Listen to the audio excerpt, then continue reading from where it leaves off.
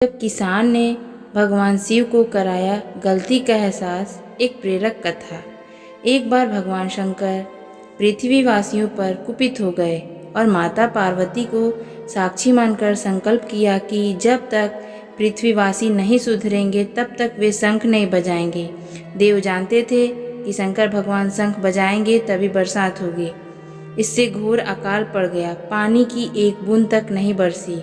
धरती पर त्राहिमाम मच गया। ऐसे में एक दिन भगवान शंकर पार्वती आकाश में विचरण कर रहे थे तो उन्होंने एक अजीब दृश्य देखा कि एक किसान भरी दोपहरी में चिलचिलाती धूप में खेत की जुताई कर रहा है।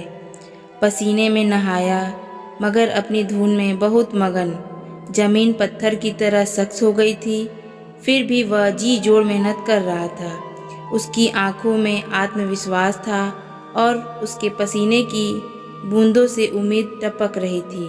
भोलेनाथ व पार्वती बदले हुए वेश में आकाश से नीचे उतरे और उससे कहा, अरे भाई, तू क्यों बेकार कष्ट उठा रहा है? सूखी बंजर धरती में केवल पसीने बहाने से ही खेती नहीं होती। किसान ने हल चलाते चलाते ही जवाब दिया, हाँ बिल्कुल ठीक कह रहे हैं श्रीमान, मगर हल चलाने का गुण भूल न जाऊं, इसलिए मैं हर साल पूरी लगन के साथ जुताई करता हूँ। जुताई करना भूल गया तो केवल वर्षा से खेती हो सकेगी क्या? मेहनत का अपना ही परम आनंद है। मैं लोभ के लिए खेती नहीं करता।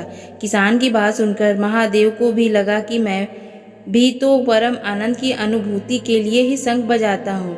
मुझे भी शंख बजाए 1 बरस बीत गए, कहीं शंख बजाना भूल तो नहीं गया? उन्होंने तुरंत अपनी झोली से शंख निकाला और जोर से फूंका।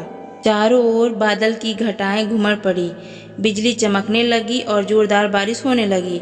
इस वर्षा के स्वागत में किसान के पसीने की बूंदें पहले ही खेत में गिरकर चमक रही थी। हमारा जो काम है उसे अपनी पूरी निष्ठा से बिना किसी लोभ लालच के करना चाहिए, इसी में परम सुख है।